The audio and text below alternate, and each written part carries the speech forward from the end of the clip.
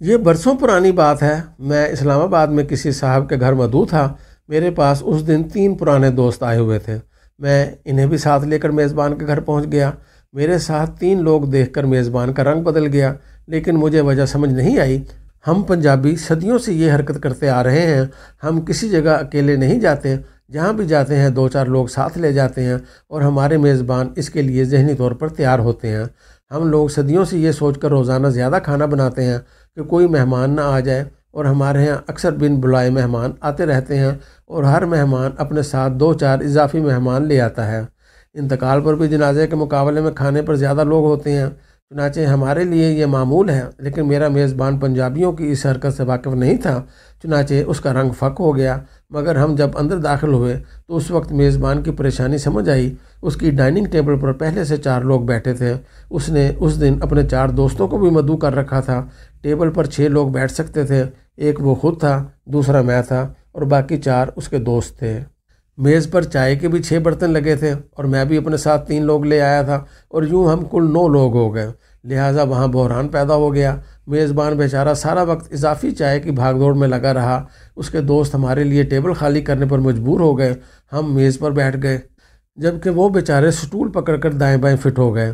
بہرحال قصہ مختصر، وہ ملاقات ٹھیک ٹھاک کرائسس کا شکار ہو گئی۔ ہم کوئی ڈھنگ کی بات کر سکے اور نہ میزبان ٹک سکا۔ میری زندگی کا دوسرا واقعہ اس سے بھی زیادہ ہولناک ہے۔ کراچی کے ایک صاحب میرے فین تھے۔ وہ بیچارے غریب انسان تھے، ٹیوشن پڑھا کر گزارا کرتے تھے۔ وہ مجھے کھانے پر بلانے کے لیے بہت اصرار کرتے تھے۔ میں نے ایک دن ان کا دل رکھنے کے لیے ہاں کر دی۔ وہ اسلام آباد آئے ہوئے تھے۔ انہوں نے مجھے ایک ریستوران میں دعوت دے دی، اور میں اس بار بھی 2 بندے ساتھ لے گیا۔ ہم ریستوران پہنچے تو اس شریف آدمی نے اپنے ایک دوست کو بھی انوائٹ کیا ہوا تھا۔ اس کے پاس صرف 3 لوگوں کا بجٹ تھا، جبکہ ہم 5 ہو گئے۔ وہ بیچارہ کھانے کے دوران مسلسل دائیں بائیں دیکھتا رہا۔ میں اس وقت زیادہ بولڈ اور مہذب نہیں تھا، ورنہ میں بل دے کر اس کی ٹینشن کم کر دیتا۔ میں اگر آج یہ غلطی کرتا ہوں تو میں ریستوران میں داخل ہوتے ہی میزبان بن جاتا ہوں، اور ویٹر کو شروع میں ہی بتا دیتا ہوں تم نے بل مجھ سے لینا ہے۔ میں میزبان کو بھی اطلاع کر دیتا ہوں، اور وہ خواہ ارب پتی ہی کیوں نہ ہو، مگر میں اسے بل نہیں دینے دیتا۔ لیکن اس زمانے میں مجھے ان باریکیوں کا اندازہ تھا اور نہ اتنی جرأت تھی، لہٰذا میں اس دن بل کے وقت خاموش بیٹھا رہا۔ وہ بیچارہ بل دیکھ کر پریشان ہو گیا، اور وہ بل اس کے دوست اور اس نے پیسے ملا کر دیا، اور میں آج تک اپنی اس حماقت پر شرمندہ ہوں۔ میرے ساتھ بھی ایک دن یہی ہوا۔ یہ 20 سال پرانی بات ہے۔ میں نے 5 مختلف لوگوں کو کھانے پر بلایا، اور وہاں 14 لوگ پہنچ گئے۔ ریستوران مکمل بک تھا، لہٰذا ہمیں ٹیبل چھوڑ کر بڑی میز کے لیے پون گھنٹہ انتظار کرنا پڑا۔ دوسرا، میرے پاس اضافی لوگوں کے بل کے لیے رقم نہیں تھی۔ میں اس زمانے میں کریڈٹ کارڈ بھی نہیں رکھتا تھا، اور میرے پاس ڈرائیور بھی نہیں تھا۔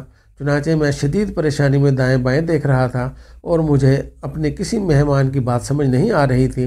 بہرحال قصہ مختصر، میں مینیجر کے پاس گیا اور اسے ساری بات سمجھائی۔ وہ بھلا آدمی تھا، اس نے میری مدد کی، اور میں نے دوسرے دن اس کا بل ادا کیا۔ میں نے ان واقعات کے بعد زندگی میں اصول بنا لیا، مجھے اگر کسی جگہ مدعو کیا جاتا ہے تو میں اکیلا جاتا ہوں، اور اگر کسی کو ساتھ لے جانا ضروری ہو تو پہلے میزبان سے اجازت لیتا ہوں، اور اسے اپنے ساتھی کے پروفائل اور ساتھ آنے کی وجہ بتاتا ہوں۔ اس سے میں، میزبان اور میرے ساتھ جانے والا شخص شرمندگی سے بچ جاتے ہیں۔ میں نے اب بے شرمی کے ساتھ اپنے ملاقاتیوں سے بھی پوچھنا شروع کر دیا ہے کہ آپ اکیلے تشریف لا رہے ہیں یا آپ کے ساتھ بھی کوئی ہوگا۔ اس سے مجھے میز پر کھانا اور چائے لگانے میں سہولت ہو جاتی ہے۔ مہمان اگر کھانے کے وقت آ رہے ہوں تو میں ان کو لنچ اور ڈنر کی دعوت بھی دے دیتا ہوں۔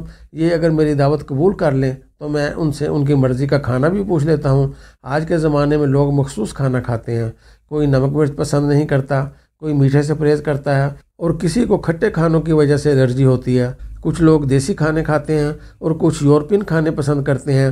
آج کل مہمانوں کی مرضی کے مطابق ریستوران سے کھانا بھی منگوایا جا سکتا ہے، چنانچہ پوچھنے میں کوئی حرج نہیں ہوتا۔ میرے ایک دوست مجھ سے زیادہ چالاک ہیں۔ وہ مہمان سے پوچھنے کی بجائے اسے بتا دیتے ہیں کہ میرے پاس بڑی اچھی مچھلی، اچھا گوشت اور اچھی سبزی ہے، اور میرا کک فلاں ڈش بہت اچھی بناتا ہے، آپ کیا پسند کریں گے؟ مہمان کے پاس اب 3-4 آپشنز ہوتے ہیں، وہ ان میں سے کوئی ایک سلیکٹ کر لیتا ہے۔ میں نے وقت کے ساتھ یہ بھی سیکھا، جب کوئی شخص دعوت دے تو وقت پر پہنچے۔ ہو سکتا ہے اس کے بعد اس کی کوئی مصروفیت ہو، یا اگر اس نے کسی ریسٹوران پر دعوت دی ہے تو ریسٹوران نے کھانے کا وقت فکس کر رکھا ہو اور ہمارے بعد کسی دوسرے کی بکنگ ہو۔ میرے ایک پرانے دوست ہیں جاوید اقبال، یہ کارٹونسٹ ہیں، 40 سال سے جنگ اخبار کے لیے کارٹون بنا رہے ہیں۔ میں نے ان سے ایک حیران کن چیز سیکھی، یہ جب بھی میرے پاس آتے ہیں یہ اپنی آمد کے ساتھ رخصتی کا وقت بھی بتا دیتے ہیں۔ یہ بتاتے ہیں میں 2:30 بجے آپ کے پاس آؤں گا اور 3:15 بجے چلا جاؤں گا، اس کے بعد میری کسی جگہ مصروفیت ہے۔ اور یہ اس کے ساتھ ساتھ یہ بھی بتا دیتے ہیں یہ کیا کھائیں گے اور کیا پئیں گے۔ اس سے 2 فائدے ہوتے ہیں، میزبان اپنے شیڈول کو ری شیڈول کر لیتا ہے، اور دوسرا وہ ان کی مرضی کی چائے اور کھانے پینے کا اہتمام کر سکتا ہے۔ اس سے وقت اور خوراک ضائع ہونے سے بچ جاتی ہے۔ ہمارے گھروں میں روزانہ مہمان نوازی کی مد میں ٹنوں کے حساب سے خوراک ضائع ہوتی ہے۔ خواتین سارا دن خوراک تلتی اور پکاتی رہتی ہیں، اور مہمان بعض اوقات انہیں چھوئے بغیر واپس چلے جاتے ہیں، اور یوں خوراک، توانائی اور وقت تینوں برباد ہو جاتے ہیں۔ ریستورانوں میں یہ بدعت عام ہے، ہم غیر ضروری آرڈر کرتے ہیں اور یہ خوراک بعد ازاں ڈسٹ بنوں میں چلی جاتی ہے، اور یہ اس ملک میں ہوتا ہے جس کی 60% آبادی خط غربت سے نیچے زندگی گزار رہی ہے۔ یہ نہیں ہونا چاہیے۔ چنانچہ میں بھی اب جاوید اقبال صاحب کی پیروی میں میزبان کو پہلے بتاتا ہوں میں فلاں وقت آؤں گا اور فلاں وقت واپس چلا جاؤں گا، اور صرف چائے کا 1 کپ یا گرین ٹی پیوں گا، اور بس۔ میں نے وقت کے ساتھ ایک اور چیز بھی سیکھی، اور یہ بھی میرے دوستوں نے مجھے سکھائی۔ ہم جب کسی کے گھر دعوت پر جاتے ہیں تو ہم کھانے کی کوئی نہ کوئی چیز ضرور لے کر جاتے ہیں، اور اپنے مہمان کو پہلے اس چیز کے بارے میں اطلاع کرتے ہیں۔ مثلا ہم ڈنر پر مدعو ہیں، ہم اپنے میزبان کو بتائیں گے کہ آپ سویٹ ڈش تیار نہ کیجیے، ہم فلاں کیک، کلفی، کھیر یا حلوہ لے کر آ رہے ہیں، اور ہم مل کر اسے انجوائے کریں گے۔ اس سے 2 فائدے ہوتے ہیں، ہم میزبان کا بوجھ بانٹ لیتے ہیں، اور دوسرا خواتین سویٹ بنانے کے جھنجھٹ سے بچ جاتی ہیں۔ آپ کو اگر یہ آئیڈیا اچھا لگے تو پھر آپ ایک اور چیز کا خیال بھی رکھیں، آپ زیادہ مقدار میں چیزیں لے کر جائیں تاکہ میزبان کے گھر والے بھی اسے 1-2 دن انجوائے کر سکیں۔ ایسا نہ ہو آپ اپنی کلفی خود ہی کھا کر رخصت ہو جائیں اور خواتین بیچاری جھوٹے برتن مانجتی رہ جائیں۔ اور آخری بات، جس شخص کے گھر یا دفتر جائیں اور وہ آپ کی خدمت کرے تو اس کا شکریہ ضرور ادا کریں، کھانے اور سروس کی تعریف بھی کریں، اور اس کے گھر، دفتر اور ریستوران کی بھی۔ ریستوران کا انتخاب میزبان نے کیا ہے اور آرڈر بھی اس نے دیا ہے، لہٰذا وہ تعریف کا مستحق ہے۔ کھانے میں کبھی نقص نہ نکالیں، نہ سامنے اور نہ بعد میں، یہ انتہائی واہیات حرکت ہوتی ہے۔ کھانے کے دوران کوئی اضافی چیز مثلا دہی، اچار، سلائس، چمچ یا پلیٹ نہ مانگیں۔ ہو سکتا ہے میزبان کے پاس وہ موجود نہ ہو اور وہ شرمندہ ہو جائے، لہٰذا جو سامنے ہے اسی کو انجوائے کریں اور کھل کر اس کی تعریف کریں۔ یہ منافقت نہیں ہوتی، اسے تہذیب اور شائستگی کہتے ہیں۔